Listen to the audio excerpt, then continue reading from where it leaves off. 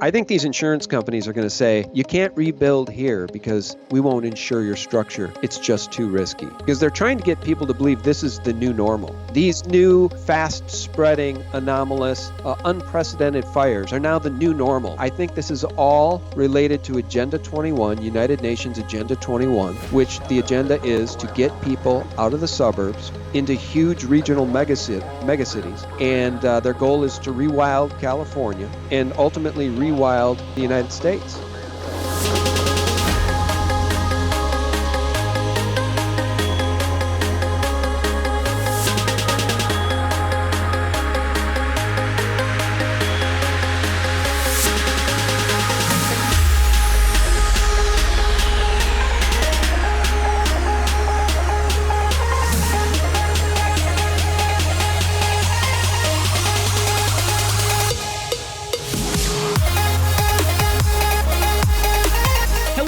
Episode of the Sharpening Report. I am your host, Sam Johnson. You're found on YouTube, iTunes, Blog Talk, and you can find me at Twitter at Sam T. Johnson. As you can see or hear, we are doing audio only today because we are joined by someone who does not fall into the trap of the mainstream media, someone who does not get caught in corruption but speaks the truth and just does the research like he's supposed to. We're talking to Sean from SGT Report. They are the antidote for the corporate mainstream propaganda. So, Sean, how are you doing today? I'm good. Thanks for inviting me on, Sam. Yeah, it's a pleasure to have you. You do some great work over on your channel. So before we get started too much into our topics, which will probably center around Q a little bit, can you tell me a little bit about yourself? How'd you get into starting the SGT Report? Well, I had an awakening and kind of shattered my false right-left paradigm when Bush and Cheney were in office, and Cheney was getting all those no-bid contracts for Halliburton after 9/11, and it just nothing added up, and nothing about the official story of 9/11 added up. And then I discovered the footage of World Trade Center 7 falling at free fall speed at 5:25 in the afternoon. And then I learned that the BBC reported about the collapse of that building, which they called the Solomon Building. They reported about the collapse of the building 20 minutes early before it collapsed. And then I knew that the official story couldn't be true. So the awakening was slow and gradual over time. I got obsessed with investigating 9/11, and everywhere I turned, there were only more questions and fewer answers, none of which supported the official story. And so then I decided to start putting up content on YouTube, and it was a labor of love. And somebody said you should start a website, so I did that. And I've got a journalism degree, so that is part of my background, of course. But it's just a drive for truth and a drive to expose the blatant criminality that has gripped our republic, I guess, that was the spark of all of it. Yeah, well, you've been doing it for quite a while. Have you noticed a change as so it's been about 15 or 16 years since you've really started doing this? What changes have you seen as you've progressed through your career? Well, you know what? I actually didn't put up my first YouTube video until late 2010, early 2011. So the awakening process, for me, really started in probably 03, 04, is really when I started asking hardcore questions. I didn't put up my first YouTube video until probably 2011. But, the change I've seen is that fewer and fewer people are willing to believe the corporate mockingbird mainstream media. Their approval rating is as low, if not lower, than Congress's approval rating. It's abysmal. CNN is, I like to say, State Department talking points. So if you want to know what the deep state or the shadow government thinks, just watch CNN, watch Wolf Blitzer, watch Anderson Cooper. And the change I've seen is that now there are far, far more truth-telling voices on YouTube, and there's more alt-media websites than there ever were. It was kind of a lonely space when I started in 11 and 12. There weren't that many alt-media websites, and there certainly were far, far fewer truth-tellers on YouTube, and now it's become quite a space on YouTube. There's lots and lots of good people out there doing good work. Yeah, for now at least, as long as we can keep at it, then we're going to. And it's funny that you see that decline in the mainstream. Even some people like to hop on the Fox News bandwagon, but recently you've seen them jump on, backing CNN definitely over Trump at least. And people are more willing to follow a mysterious voice on the internet named Q nowadays than they are the mainstream media, which is really fascinating. And you do a lot of work over on your channel talking about the different aspects that Q arises. So, with this, the midterms just ending and then Sessions getting fired, there's a lot of people starting to question whether Q is a legitimate voice. Do you still believe it's someone that we can trust? Well, we're going to find out, aren't we? I mean, Q has said, let the unsealing begin, post 2478, let the D-class begin. And of course, he's referring to the FISA documents, because we know that these criminals, the deep state, went to the FISA court and they got a judge to approve wiretapping Trump while he was a candidate. Completely illegal. Everything they say that he's guilty of is exactly what they're guilty of. They're guilty of the collusion. They baked the whole Russiagate thing. They built that fable out of thin air using Christopher Steele. They baked the phony dossier, Fusion GPS, essentially hired by Hillary Clinton and the DNC. Everything they accuse the president of is what they themselves are guilty of. And we see CNN continue to run cover for the deep state. I think if anything is going to make your blood boil, like it makes my blood boil, Sam, it's just watch CNN. Bring on mockingbirds to run cover for the deep state, when those of us that are paying attention know exactly who the criminals are. And Q has said, we know who the criminals are too. We have it all. So now we need to see, will this president declass the FISA documents? Because those documents are going to show, the unredacted documents will show exactly what these deep state criminals were up to. And that should bring down the whole house of cards. So as to Q and is Q real or not real, people can make up their own minds about that. Go to qproofs.com. There's been many, many, many instances of things that really are far-fetched to be coincidences in the Q posts. There are things that make us believe that Q is a conglomerate, probably more than one person, a group of white hats. Maybe it's just one person, but I tend to think it's several white hats that are closely associated to the president. So we shall see whether or not Q is real. I'll tell you this, though, Sam. If Q is not real, if none of this stuff comes to fruition, if we don't see any high-level arrests of the deep state criminals, it's game over for the Republic. But as Q has said time and time again, it would have been game over for the Republic if the witch had gotten into the White House. He says those people are pure evil, and I believe it. I've quantified it in many, many videos, including snippets from the Weather Underground infiltrator Larry Grothwell, who said their plan was to exterminate 20 to 30 million Americans that couldn't be re-educated to the new ways of thinking, the communist ways of thinking. So if Q is not real, it's game over for the Republic. If these things he says are going to come to pass don't, it's game over. But it would have been game over if the witch had gotten into the White House, and Q says it would have been hell on earth. And I firmly believe that. Think George Soros, globalist talking points. Think about that George Soros, Rothschild globalist agenda. Think UN Agenda 21. Think higher taxes. Think open borders. Think seizing our guns and ending the Second Amendment. It truly would have been hell on earth. So we're very blessed that the witch is not in the White House. Yeah, definitely. We definitely are. So a question for you. I've watched your videos. You do a lot of effort in finding resources to back up what you're saying. You do a great job of everything you say. You want to make sure it's backed up by credible sources. So for me, one hang up I've always had with the Q phenomenon is it's just trusting an anonymous voice, it seems like, at any cost. So it kind of contradicts the drive to find proof and credible sources. So can you help me get over that hurdle a little bit? Well, Q likes to say dig deeper. And I think that's the key. I think one of the things that Q does, which is very helpful, is Q posts names, places, times, dates. Q is constantly reminding us of things that are historical fact. Providing us names and giving us the impetus to go and research those things further, to connect the dots.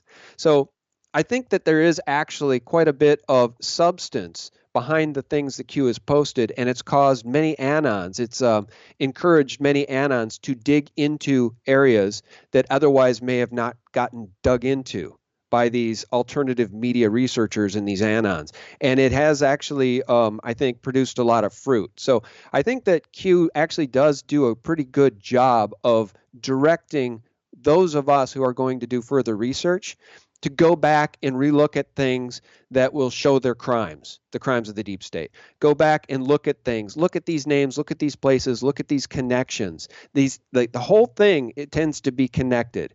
Adam Schiff, for instance, is a name that comes up time and time again. And he's a hardcore criminal. And then when you dig into his past and you dig into, for instance, his connection to the Standard Hotel, there's lots of things that come up that make you realize that these people may well be, quote unquote, pure evil, as Q says. So I think Q does a good job at getting people to dig into areas that we may otherwise miss. Yeah, definitely. That's a good point. You see, comparing that to the mainstream media, where a lot of the times they just end their conversations, well, you should just trust us. Don't even bother looking. It's just like that type of stuff you want to avoid. So that's really encouraging to hear. One thing that you spoke about earlier was, all these documents that are supposedly sealed up that Trump is going to release. And so if those documents really exist, why do you think that Trump hasn't released them yet? Well, we know that the documents exist for the FISA court warrant that was issued. I think they were parts of those documents. I think were released, but they were heavily redacted. And I think what needs to happen here, what Q is suggesting, is that full declass of those documents will bring the House down. And that's sort of a play on words, bringing down the House of Cards. But essentially, it could bring the House down. Right. So the Democrats have stolen, I think, to a large degree, these recent midterm elections. They're in the process of trying to steal Senate seats. I guess they stole one from in Arizona, is my opinion. They completely stole that. But these FISA documents may bring the House down in the sense that it may expose people like, Adam Schiff, Maxine Waters, and others who have been involved in the crimes of the deep state and the cover up of the crimes of the deep state. So that's what needs to happen. It needs to happen within the next month and a half or two before these new House members are sworn in. The documents have to be released ASAP. I'm a little surprised they haven't already been released. So we're keeping an eye on that, because if the FISA documents are not fully declassified and released to the public, I think it really puts a kink in this whole Q armor. Yeah. So what would be the reason for Trump to not have already done that? Like, what would be the purpose for him holding it close to his chest? Well, I don't know. You'd have to ask the president. I mean, I can't presume to guess, Yeah. but certainly he's got his hands full on a daily basis, on a daily minute by minute basis, being attacked by everyone on Twitter. Not everyone, but if you look at his Twitter feed, it makes absolutely zero sense that the president, every time he tweets something out, the responses on his own Twitter feed are always extremely negative. Mm-hmm. Look at his rallies. Look at how much support he has. How does it make any sense that his Twitter feed is always clogged? The most visible responses are from his detractors and his haters on the left. It makes no sense. So he's quite busy, I think, defending himself on a variety of different levels. So I suppose he needs to get the I's dotted and T's crossed before those documents are released. I just know it has to happen in the next 6 to 7 weeks. Yeah, well, we definitely should hope so. And you mentioned voter fraud, so I want to go back because that's the main topic coming from both sides. The Democrats and the Republicans are both claiming voter fraud on each side because they feel like they've lost certain seats in different locations. And to me, this type of situations, like, I try to find the goal. It's like, why is there so much arguing? What's the purpose of this? And it's easy to say, well, the Republicans are the good guys, so they were taken away, but to me, it's almost like an effort to just remove the credibility of voting as a whole, to try to force us into a new way of getting people into power, and probably a more nefarious way in the end of it. Yeah. So if you want to talk about the elections, I'm not exactly sure what your question was, but I will say this. You're going to have the left say there's no voter fraud, as it pertains to them stealing votes. Take Broward County, for instance. Broward County is one of Debbie Wasserman Schultz's district.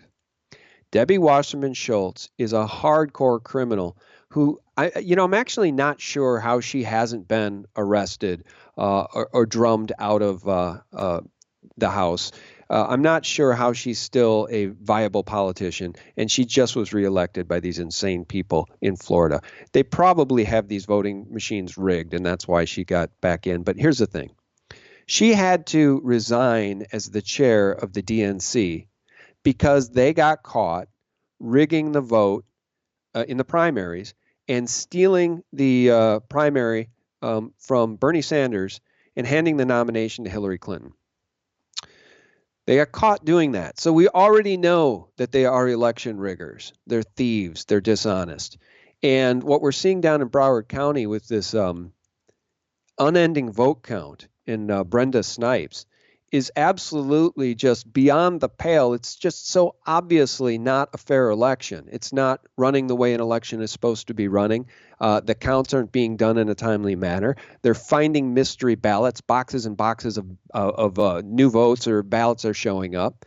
Brenda Snipes is in contempt of a court order to show the chain of custody that she was supposed to show. I think it was back on it might have been Sunday night at 7 o'clock or Monday night at 7 o'clock. I forget which. And she didn't do it. So she's in contempt of court. She still hasn't been arrested. I mean, these elections are starting to raise lots and lots of questions for those of us who actually care about a fair and honest process. It's clear that in some areas of the country, it's not a fair and honest process. And you're right. You're going to get the right saying the left is cheating, and the left is going to say the right is cheating. I think at some point, some federal apparatus, some government apparatus needs to step in and blow this thing wide open. And Q is saying that the midterms are safe. So I don't even know what that means at this point, right?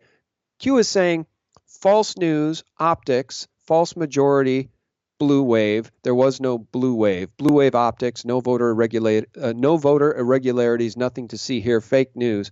Voter irregularities challenge equals conspiracy. The whole thing at this point, I think, it's making me angry. Is it making you angry as you see these votes across the country start to flip? And whereas people, liberals, conceded on election night, now they're finding mystery boxes of ballots, and now they're declared the winner 3-4 days later. I mean, it's absolutely enraging.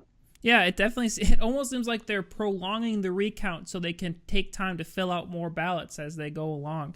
It's absolutely insane. And then on top of that, you have the wildfires in California, oddly enough, happening right during the same time. And I know many people are kind of pointing as like maybe that's trying to do some misdirection for and even some people pointing out the fact that there might be like direct energy weapons used over there just to distract people from the voter fraud that's going on. Do you see any truth behind that? Excuse me, I coughed there. I'm glad you brought that up. Actually, I've been spending a lot of time on that recently. The fires in California are extremely, extremely concerning, and we're having this conversation on the 14th, and tonight I'll be posting a new video about those fires and about PG&E's culpability. And it may shock people to know that on PG&E's board, or I guess part of their leadership, is a man named Roger H. Kimmel. And Roger H. Kimmel is the vice chairman of Rothschild Bank, Rothschild Inc. And it's extremely disturbing to find that out, that Rothschild has essentially the control of PG&E. And look, I think the easiest way to say this, I don't know if directed energy weapons have been used in these fires, but they're very anomalous fires. The most recent fire, the most destructive fire prior to last year's fire in Santa Rosa, the most destructive California fire was in 1991, and it destroyed 2,900 structures. The fire in Santa Rosa destroyed somewhere in the neighborhood of 5,700 structures, almost double. And that's 27 years later. Wow. These fires are extremely anomalous. And I think what we're going to discover is that as they burn down these suburbs and burn people out of these communities, People may get their checks from the insurance companies, but my bet is the insurance companies, probably many of them Rothschild controlled. If anybody wants to figure out the wealth of the Rothschilds, just Google my video. It's on YouTube. It's called Rothschilds Trillions Quantified. I think these insurance companies are going to say, you can't rebuild here because we won't insure your structure. It's just too risky. Because they're trying to get people to believe this is the new normal. These new, fast-spreading, anomalous, unprecedented fires are now the new normal, we're supposed to believe, right? And I think this is all related to Agenda 21, United Nations Agenda 21 policies, which the agenda is to get people out of the suburbs into huge regional megacities. And their goal is to rewild California and ultimately rewild the United States. And I guess they are, in my opinion, I know that the Rothschilds in this shadow government, this global government that they seek to implement, I know they're very, very nefarious. Look no further than what happened on 9/11 to understand how nefarious and evil these people are capable of being. Would it shock anybody to discover that they may also be so nefarious that they're willing to use fires to get people out of the suburbs and off the land and into huge megacities? I don't think it's beyond the stretch to make that leap. And then you see this CBS report, CBS Morning News report that I played in my last video, and I'm going to include it again in this new video I'm releasing tonight. CBS News says that PG&E had a problem, quote unquote, a problem, right before these fires began, these new fires. They're calling the Camp Fire. By the way, isn't the language funny? It's the most devastating fire California's ever seen, and it's called a campfire. Yeah. And it destroyed paradise. You don't think that's a play on language? I mean, these people are super, super sick. And if you really want to get angry, start hunting for the video of the skeletons in cars as people were burned alive trying to escape these hideous fires.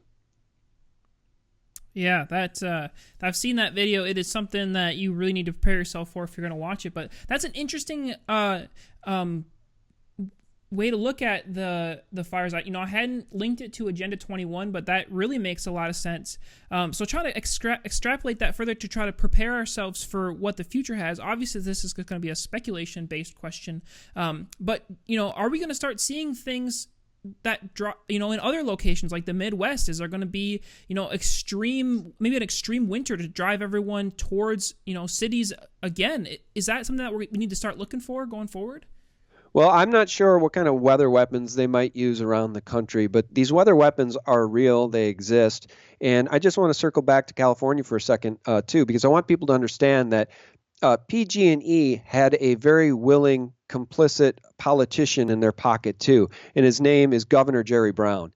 Now, Jerry Brown signed a bill back here in September, I believe, of this year that is going to allow these utilities, which at the very, very least are incompetent, but more likely are malevolent.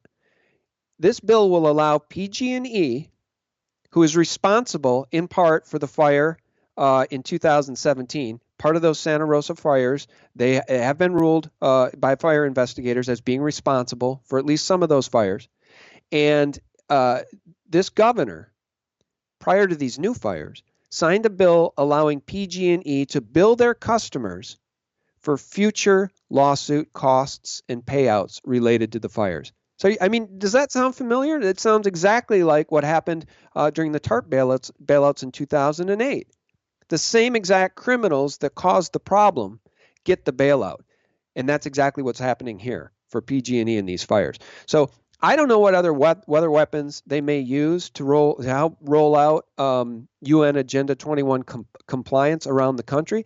But to me, and it is some speculation, I mean, I've shared with you some facts here about PG&E's culpability and Jerry Brown's complicity in their crimes and helping PG&E not go bankrupt by just billing the customers for the very damage that PG&E is responsible for. But I think it is all related to Agenda 21, and these weather weapons are real. And who knows what they're going to do? I mean, they've to some degree telegraphed what they're going to do in some of these, ridiculous movies they make, Yeah. with these, horrific, nonsensically, like, The Rock appears in these movies about, these earthquakes that, I mean, literally turn the entire, Los Angeles County into, a hellhole in a matter of minutes. That's a stretch, but again, it's almost as though they've prepped the minds of the public through these Hollywood movies, right? It's like predictive programming. And they tell us now that these unprecedentedly horrific fires are the new normal. We hear that in the news and the media time and time again, the new normal, the new normal, the new normal. So I really think they're prepping people for horrific weather events in the future. What exactly those weather events will be, I don't know. But I think these fires are very, very suspect, and I'm not the only one. There are many, many people who live out in California who are saying they've never seen anything like this in their lives, ever. And, as it relates to the Santa Rosa fire, they were surrounded by fire out of nowhere at 1 a.m. without any warning. And that clip from that survivor will be in my new video again tonight, too. Very, very anomalous fires. Yeah, definitely. Things come to my mind is back in the day when I used to have TV, watching programs on the Discovery Channel of, it's only a matter of time before this big destructive thing happens. One, like the San Andreas fault. It's only a matter of time before the worst eruption or earthquake ever happens. Or think of Yellowstone, the worst volcano eruption ever could, push us all in one direction. So I think those events that they've been calling for many, many, many years are important to keep an eye on when you're talking about, Agenda 21 and trying to force us into certain locations. But one question that always comes when we talk about events like this as we begin to wrap up is, what can we do about it? What can the average person do about these type of things? Well, it's important for people to get informed, and it's important for people, especially in California, to do what Grindall 61 does. I think his name is it Gary Glindahl? I forget his last name, but Gary, I've interviewed him before. Go to YouTube and subscribe to Grindall 61.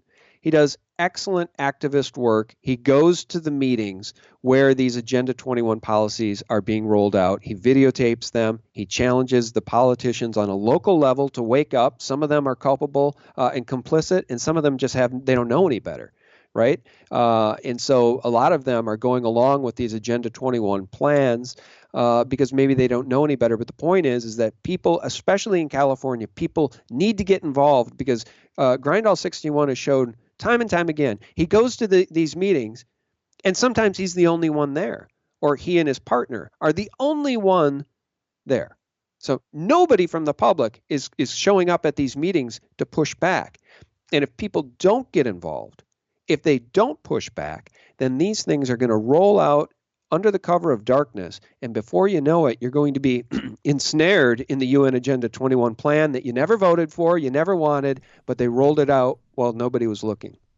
Well, there you go, guys. Again, someone else saying get involved locally. That's always the message here is you have to get involved locally if you want to change things. So I always let my audience know, or most of the time let my audience know who's coming on the show and who I'm interviewing so they have an opportunity to ask them questions. And by far and away, the most prevalent question by anyone who knows who you are was, why don't you ever show your face on your videos?